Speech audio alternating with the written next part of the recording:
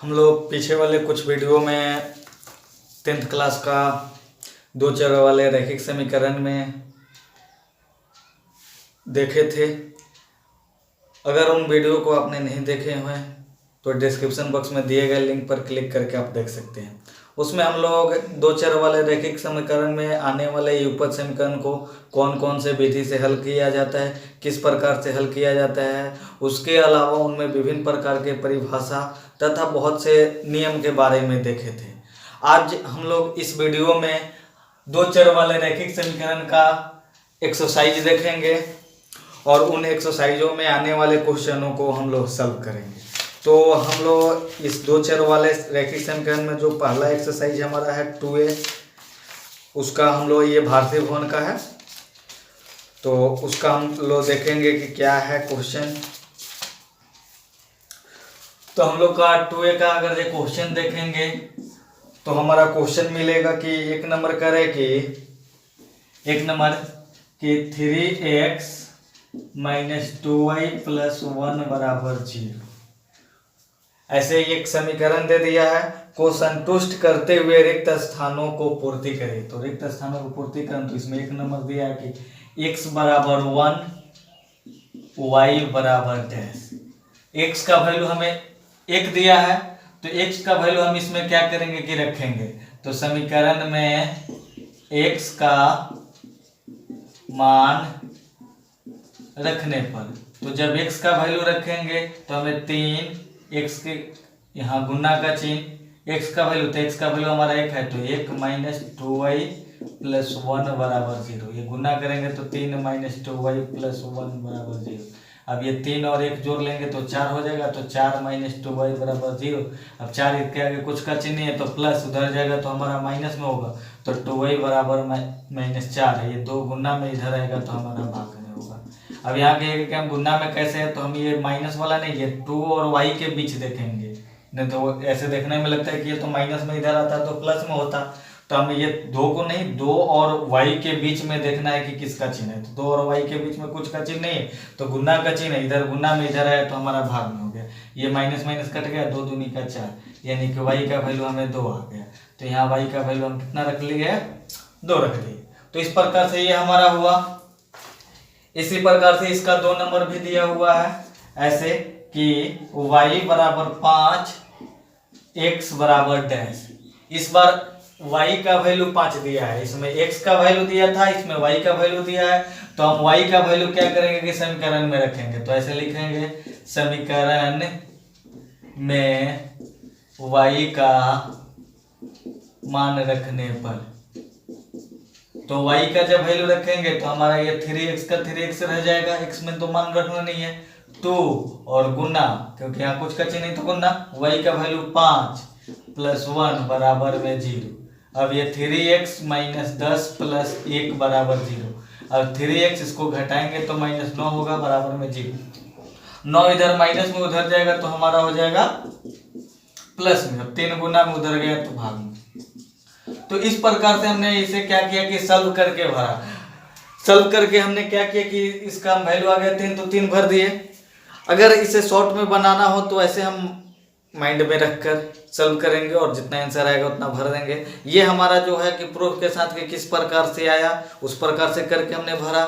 तो जहाँ ऐसे केवल भरने के लिए कहा जाए तो हमें इतने करने की आवश्यकता नहीं होगा, केवल भरने के लिए कहा जाए तो इतना नहीं करेंगे। आज जब हमें सॉल्व करके किसी को बताना है तो हम इस प्रकार से बता सकते हैं कि इस प्रकार से रखे तो हमारा इसका वैल्यू इतना आया, तो आप इसे किसी दूसरे रफ पेज पर या इसे शॉर्ट में करके आप क्या बना सकते हैं। तो इस प्रकार से एक्सरसाइज 2a का ये पहला क्वेश्चन हुआ। उसके बाद हम लोग इसमें अब 2 नंबर क्वेश्चन देखेंगे। तो 2 नंबर हमारा क्वेश्चन कर है कि निम्नांकित में सही गलत को पहचानिए। तो 2 नंबर में हमें सही और गलत को पहचानना है। इसे नोट करना होता हो तो वीडियो को कुछ पीछे जाकर रुककर आप नोट कर सकते थे। 2 नंबर में हमें लिखना है कि सही और गलती के लिए कि निम्नांकित में सही और गलत को पहचानिए। तो 1 नंबर का है कि समीकरण 5x माइनस 2y बराबर 7 का हल x बराबर 3 और y बराबर 4 है।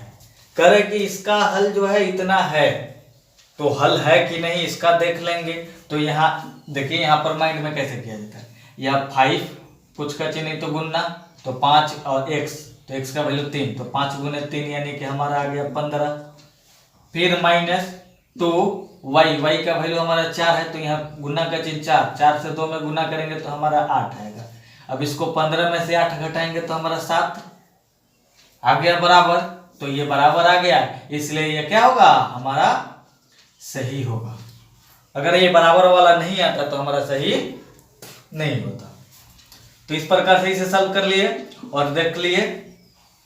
2 नंबर में हमारा दिया कि प्रत्येक समीकरण युग में ax plus by plus c बराबर 0, dx plus ey plus f बराबर 0। ऐसे ax plus by plus c बराबर 0, dx plus ey plus f बराबर 0 का एक हल होता है। तो इसके पीछे वाले वीडियो में हमने बताए थे कि जब ऐसा समीकरण दिया हुआ हो तो ऐसा नहीं कि ये एक ही इसका हल होगा, एक भी हो सकता है, एक से ज्यादा भी हो सकता है, और कभी कभी ऐसा भी होता है कि एक भी नहीं होता है। लेकिन ये हमारा क्वेश्चन कर रहा है कि एक हल होता है, तो केवल तो एक हल होता ही नहीं है, इसलिए ये हमारा क्या होगा, गलत होगा।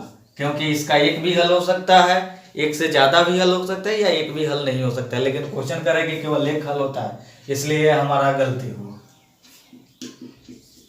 ये हम लोग ऐसे नहीं कर रहे हैं गलत सही लिख देने के लिए। बहुत सारे ऐसे होते हैं कि सीधा बता दिया जाता है कि गलत है सही है, लेकिन हम उसे समझ कर लिख रहे हैं कि कौन कैसे क्यों गलती है, या सही है तो कैसे सही है। अब चलिए हम लोग इसमें 3 नंबर में देखेंगे। 3 नंबर देख दिया कि अविरोधी समीकरण युग में इतना और इतना का केवल एक हल होता है। तो इसका हम लोग लिखवे किए थे, बताए थे कि पिछले वीडियो में कि अविरोधी समीकरण का हल एक होता है। कभी भी अविरोधी समीकरण का कितना हल होगा, एक होगा। तो अविरोधी अगर दिया हुआ हो तो एक हल होगा। तो ये हमारा क्वेश्चन भी कर रहा है कि अविरोधी समीकरण इतना और इतना का केवल एक हल होता है, तो एक हल होता है, तो ये सही है, तो सही लिख दिए। उसके बाद ये 4 नंबर कह रहे कि 4 के अतिरिक्त p के सभी मानों के लिए युगपत समीकरण इतना के अद्वितीय हल होगा। अद्वितीय का मतलब ही होता है वही अविरोधी या अद्वितीय। तो p के अतिरिक्त, तो ऐसे दिया है 2 समीकरण, 4x प्लस py बराबर -8, उसके बाद 2x प्लस 2y बराबर -2। तो अविरोधी के लिए हमारा क्या होता है, a1/a2 बराबर न हो b1/b2। तो a1 का वैल्यू हमारा 4 दिया है, a2 का वैल्यू 2 बराबर b2 का वैल्यू p, और b1 का वैल्यू p और b2 का वैल्यू 2, ये बराबर नहीं। अब इसको काट देंगे तो 2 दूनी का 4, अब इसे गुना करेंगे तो p बराबर न हो 4 के। तो p किसके बराबर नहीं होना चाहिए, 4 के बराबर नहीं, यानी कि 4 के छोड़कर, यानी कि 4 के अतिरिक्त। तो हमारा क्वेश्चन भी यही कर रहा है कि 4 के अतिरिक्त, तो 4 के अतिरिक्त होना चाहिए, तो 4 के अतिरिक्त होगा, तो ये हमारा क्या होगा कि अविरोधी यानी कि अद्वितीय हल होगा। तो वो भी सही कह रहा है, तो ये भी क्या होगा कि सही होगा। तो इस प्रकार से हमने ये सही गलती के लिए हमने क्या किया कि सॉल्व करके देखा 2 नंबर क्वेश्चन का। अब हम लोग देखेंगे क्वेश्चन नंबर 3। तो क्वेश्चन नंबर 3 आएंगे, तो हमारा क्वेश्चन नंबर 3 देखिए। 3 नंबर क्वेश्चन कर रहा है कि समीकरण 3x प्लस ay बराबर 1 और bx माइनस 2y, ऐसे या यहीं पे लिख लीजिए कि bx माइनस 2y बराबर 3, ये 2 समीकरण दिया हुआ है। इसका हल दिया है कि x बराबर 1 और y बराबर 2। तो a और b का वैल्यू निकाले, यानी कि a और b का। तो इसको समीकरण 1 कर लिए, इसको समीकरण 2 कर लिए। तो ऐसे कर सकते हैं कि समीकरण 1 में x बराबर 1 और y बराबर 2 रखने पर, तो यहाँ रखेंगे तो 3 गुने x यानी कि 1 प्लस a का a या y का y बराबर में 1, ये जब गुना करेंगे तो हमारा y का वैल्यू यहाँ पर दिया होता चूंकि, तो यहाँ गुने 2 कर सकते थे। 3 एकम 3 प्लस 2a हो जाता बराबर 1। 3 इधर प्लस में उधर जाएगा तो माइनस में, बराबर 1 माइनस 3, तो 2a बराबर -2 हो गया। अब ये 2 गुना में इधर है तो भाग में काट दिए तो a बराबर -1, तो a का वैल्यू यहाँ पर निकल गया। अब यही क्या करेंगे समीकरण 2 में, क्योंकि b हमारा समीकरण 2 में है, तो समीकरण 2 में b का समीकरण 2 में x बराबर 1 और y बराबर 2 रखने पर, तो ऐसे रखे, तो जब रखेंगे तो bx, तो bx का वैल्यू 1 है तो 1 माइनस 2, y का वैल्यू 2 है तो 2 बराबर 3।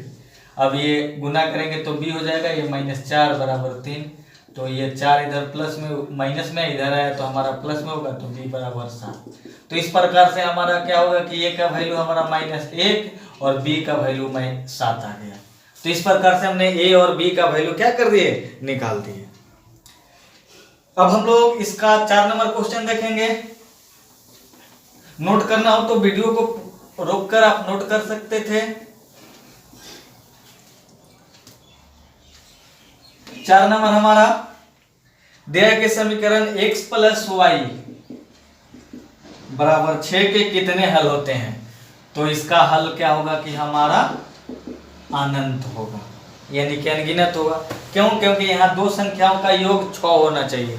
तो आप ही ले लीजिए कि दो संख्याओं का योग, जैसे कि हम 0 6 जोड़ेंगे तो 6 होगा, 1 5, 2 4, 3 3, 4 2, 5 1, 6 0, 7 -1, ऐसे करके बहुत सारे हम लिख सकते हैं। इसलिए इसका हमारा ऐसे कि हम कर सकते हैं कि 1 + 5 या 0 + 6 या 2 + 4, 3 + 3, हमारा 4 + 2, 5 + 1, 6 + 0। अब कहिएगा कि यहाँ पर तो 0 + 6 लिखे हैं, तो यहाँ हमारा x का वैल्यू 0 है और यहाँ हमारा y का वैल्यू 0 है, इसलिए ये दोनों एक नहीं होगा। उसके बाद हम इसको 7 + -1, 8 + -2, ऐसे करके बहुत सारे ऐसे लिखते चले जाएंगे। तो इस प्रकार से इसका हमारा कभी अंत ही नहीं होगा, इसलिए इसका हल हमारा अनंत होगा। इसे पहले भी बताया गया था। अब इसका हम लोग 5 नंबर क्वेश्चन देखेंगे। 5 नंबर हमारा क्वेश्चन कर रहा है कि रिक्त स्थानों को भरे। तो रिक्त स्थान को भरना करे कि वह समीकरण जिसका एक और केवल एक हल होता है, तो जिसका एक हल होता है उसे हम कौन सा कहेंगे, अविरोधी। जिसका केवल एक हल होता है उसे कौन सा समीकरण कहा जाता है, अविरोधी समीकरण कहा जाता है। पिछले वाले ही वीडियो में हमने बताए थे। तो वो किस प्रकार से होता है, तो जिसका एक हल होगा तो वह क्या कहलाएगा, अविरोधी समीकरण कहलाएगा। और वह समीकरण जिसका कोई हल नहीं होता है, तो ये 5 के 1 में हमारा क्या हो जाएगा, 5 का 1 हमारा अविरोधी। 2 देखेंगे तो 2 हमारा करे कि वह समीकरण युग्म जिसका कोई हल ना हो, कोई हल ना हो तो उसे हम क्या कहेंगे, विरोधी। जब एक भी हल नहीं होता है तो उसे विरोधी है, एक हल हो तो अविरोधी। तो इस प्रकार से ये हमारा 5 का हो गया। अब इसके बाद हम लोग 6 नंबर क्वेश्चन देखेंगे। तो 6 नंबर हमारा क्वेश्चन कर रहा है कि युगपत समीकरण ऐसे 2x + 3y = 8 और एक 4x + 6y = 7 के कितने हल होते हैं। तो इसके हल कर निकालने के लिए हम लोग पीछे वाले वीडियो में ही देखे थे कि हम लोग किस प्रकार से हल निकालेंगे। उसे नहीं देखे होंगे तो देख सकते हैं, या हम यहाँ पर भी बता रहे हैं। तो इसके लिए निकालने के लिए सबसे पहले हमारे बराबर में 0 होना चाहिए। तो बराबर में 0 करने के लिए इसको इधर लाएंगे, तो हमारा 2x + 3y, ये 8 इधर प्लस में इधर आया तो माइनस में, बराबर में 0। इसे समीकरण लिख कर लिए। ये 4x + 6y, ये 7 प्लस में इधर आया तो माइनस में, यहाँ 0 कर लिए। अब क्या करेंगे कि हम यहाँ से निकालते हैं a1/a2, a1/a2। तो a1 के जगह ये a1 हो गया, ये b1 हो गया, ये c1 हो गया, ये a2 हो गया, ये b2 हो गया, ये c2 हो गया। तो a1 के जगह 2/4 काटेंगे तो 1/4 2।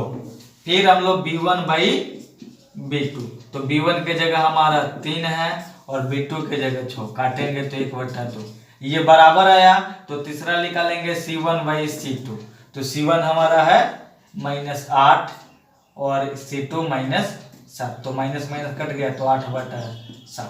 तो यहाँ क्या देख रहे हैं कि चूंकि a1/a2 बराबर b1/b2 बराबर नहीं c1/c2, ये दोनों बराबर है लेकिन तीसरा बराबर नहीं है। तो जब हमारा ऐसे आता है तो इसका हल, इसलिए इसका हल एक भी नहीं है, एक भी नहीं है। जब इस रूप में आएगा तो उसका एक भी हल नहीं होगा। तो ये हमारा 6 का 1 था। अब 6 का 2 नंबर हम इसमें देखेंगे।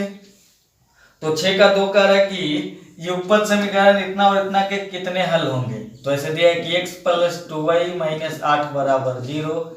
उसके बाद ये 2x + 4y = 16। तो ऐसे दिया है, तो इसमें तो बराबर में 0 है तो उसको कुछ नहीं करेंगे, इसको 1, इसको बराबर में 0 करने के लिए 16 इधर प्लस में इधर आएगा तो हमारा माइनस में हो जाएगा, बराबर में 0। अब क्या करेंगे कि हम ऐसे निकालेंगे a1/a2, तो a1 के जगह तो यहाँ कुछ अंक नहीं है तो 1, a2 तो a2 के जगह 2 है तो 2, अभी कटेगा नहीं तो इतना ही छोड़ दिए। उसके बाद b1/b2, तो b1 के जगह 2, b2 के जगह 4, काटेंगे तो ये 1/2, तो ये भी बराबर है तो ये तीसरा भी निकालेंगे c1/c2, तो हमारा c1 के जगह -8, c2 के जगह -16, काटेंगे तो 1/2। ये हमारा हो गया। तो देख रहे हैं कि तीनों क्या है, बराबर है। तो चूंकि a1/a2 बराबर b1/b2 बराबर c1/c2, जब हमारा ये तीनों बराबर आ गया तो इसका, इसलिए तीनों बराबर होता है तो इसका हल अनंत होता है, इसका हल अनंत होता है। अगर जो पहले वाला 2 बराबर हो, तीसरा बराबर ना हो तो एक भी हल नहीं, और तीनों बराबर हो तो उसका हल अनंत होता है। इसका हम लोग शर्त भी लिखे थे इस पिछले वाले वीडियो में। तो इसी समीकरण को हम क्या कहते हैं कि इसका एक भी हल नहीं होता है तो इसे कहा जाता है विरोधी, इसे कहा जाता है जब अनंत हल हो तो इसे आश्रित कहा जाता है। तो इस प्रकार से होता है। और जब यही क्या किया इस रूप में है कि a1/a2 बराबर ना हो b1/b2 तो इसे कहा जाता है अविरोधी, अविरोधी। तो इस प्रकार से है। तो इस प्रकार से ये 6 का हमारा हुआ। अब ये 6 का 3 नंबर हम देखेंगे। नोट करना हो तो वीडियो को रोककर यहां पर नोट कर सकते हैं।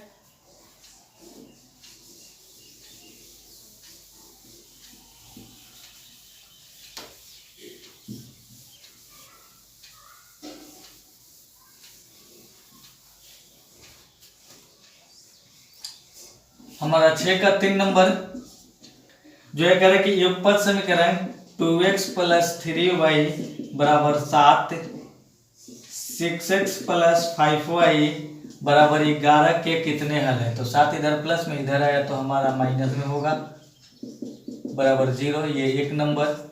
ये 6x + 5y 11 प्लस में इधर आया तो माइनस में, तो यहाँ 0, ये 2 नंबर हो गया। इसमें भी क्या करेंगे, निकालेंगे a1/a2 बराबर a1, तो a1 के जगह 2/a2 यानी कि 6, काट देंगे तो 1/3। फिर b1/b2, तो b1 के जगह हमारा 3, b2 के जगह 5।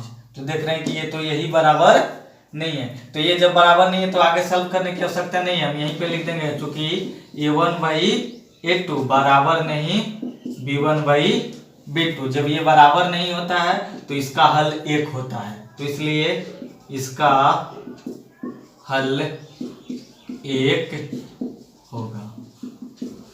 तो इस प्रकार से ये हमारा हो गया। तो इस प्रकार से अभी तक हम लोग 6 नंबर तक क्वेश्चन तक देखे। अब हम लोग 7 नंबर क्वेश्चन देखेंगे। तो 7 नंबर हमारा क्वेश्चन कह रहा है कि युगपत समीकरण a1x + b1y + c1 = 0 a2x plus b2y plus c2 बराबर 0 के लिए a1/a2 बराबर नहीं b1/b2 हो तो इन समीकरणों के कितने हल होंगे। तो ऐसे बराबर नहीं होता है, तो बराबर नहीं होता है तो इसका हल कितना होगा, 1 होगा। तो इसका हल 1 होगा। तो इस प्रकार से ये हो गया। तो जैसे हम लोग ये 6 नंबर क्वेश्चन देखे थे उसी प्रकार से हमारा है कि इसमें हल की संख्या बताना था, उसमें हमें हल की संख्या नहीं बताना है, इसमें हमें बताना है कि कौन अविरोधी है, कौन विरोधी है और कौन आश्रित है। तो हम यहाँ लिखे भी थे कि इस प्रकार से ये होगा तो ये तो अविरोधी है, और जब तीनों दो बराबर हो तीसरा बराबर ना हो तो वो विरोधी, और जब तीनों बराबर हो तो आश्रित होगा। तो हम लोग उसे भी हल करके देखेंगे। तो हम लोग हल कर रहे हैं।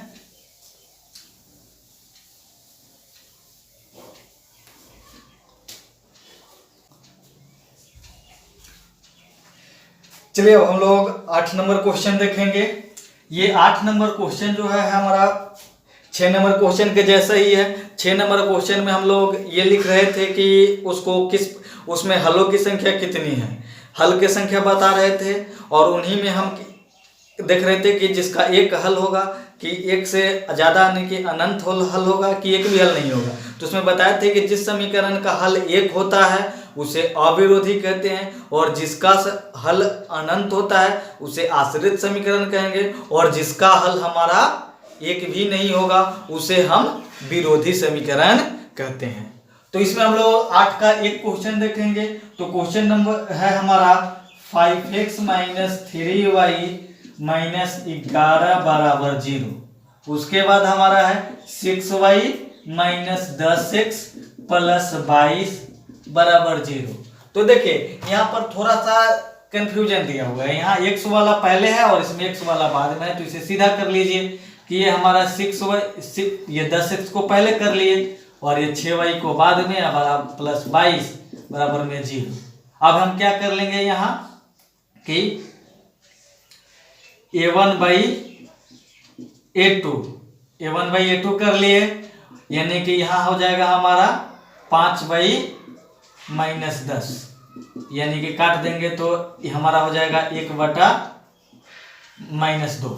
उसके बाद b1/b2 करेंगे, b1/b2 यानी कि हमारा हो जाएगा -3/6। इसको भी काटेंगे तो -1/2, तो ये अभी दोनों बराबर है। फिर c1/c2 करेंगे तो हमारा होगा -11/22। तो इसको भी काटेंगे तो -1/2। तो देख रहे हैं यहाँ की चूंकि a1/a2 बराबर b1/b2 बराबर c1/c2, देख रहे हैं कि तीनों बराबर है तो तीनों बराबर होगा, इसलिए इस समीकरण यह समीकरण आश्रित है, क्योंकि तीनों बराबर होगा तो वह समीकरण हमारा आश्रित होगा। तो इस प्रकार से हम क्या करेंगे कि सॉल्व करेंगे। अब इसका 2 नंबर देखेंगे। तो 2 नंबर s बराबर 8, तो बराबर में पहले 0 कर लेंगे। तो 2r - 3s - 8 बराबर 0, ये 1 नंबर। फिर दिया कि 4r - 6x बराबर 9, तो ये 4r - 6s, 9 इधर प्लस में इधर आया तो माइनस में बराबर में 0, ये 2 नंबर कर लिए। अब इसमें हम निकालेंगे a1/a2, तो a1 के जगह 2 और a2 के जगह 4, तो 2 हमारा 4 हो गया, काट लिए तो 1/2 हो गया। फिर हम निकालेंगे b1/b2, तो b1 के जगह हमारा -3 और b2 के जगह -6, तो -3/-6, तो ये हो गया 1/2। उसके बाद c1/c2, तो c1 के जगह हमारा -8 है और c2 के जगह -9, तो माइनस माइनस कट गया तो 8/9। तो यहाँ देख रहे हैं कि चूंकि ये दोनों बराबर है लेकिन ये बराबर नहीं है। ये c1/c2 तभी निकालेंगे जब ये दोनों बराबर होगा तब।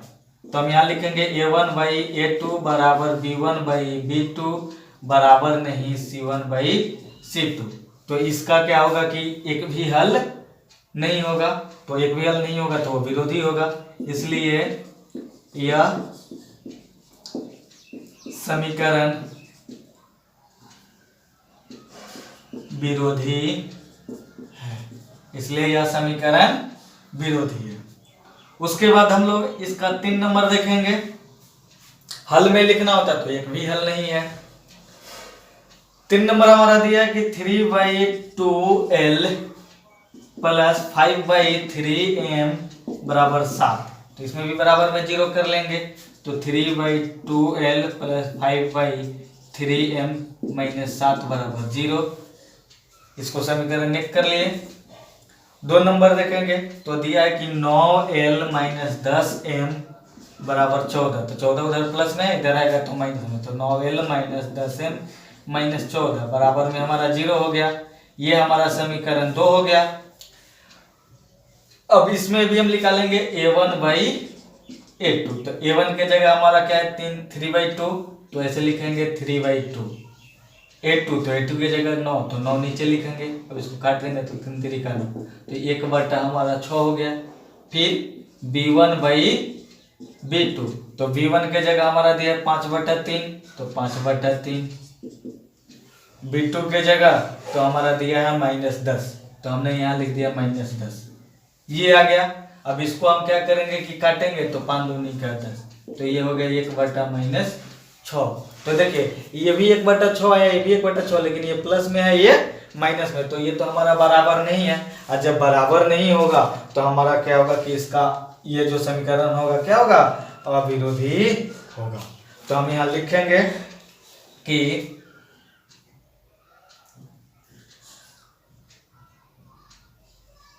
चूंकि a1/a2 बराबर नहीं b1/b2, इसलिए यह समीकरण अविरोधी है, यह समीकरण अविरोधी है। तो इस प्रकार से हम लोगों ने ये एक्सरसाइज 2A के 10th क्लास का भारतीय भवन का बिहार बोर्ड से हम लोग 8 नंबर क्वेश्चन तक देखे। इन क्वेश्चनों में आपको कहीं नहीं समझ में आया हो तो हमें कमेंट बॉक्स में ज़रूर कमेंट करें, जिससे कि हम आने वाले वीडियो में उसे आपको समझा सके और उसे सॉल्व कर सके, और आने वाले वीडियो में हम उसे सुधार कर सकें। अगर ये वीडियो अच्छा लगे तो लाइक करें, कमेंट करें, शेयर करें, और ऐसे ही वीडियो प्राप्त करने के लिए हमारे चैनल दीपक क्लासेस मरहौरा को ज़रूर सब्सक्राइब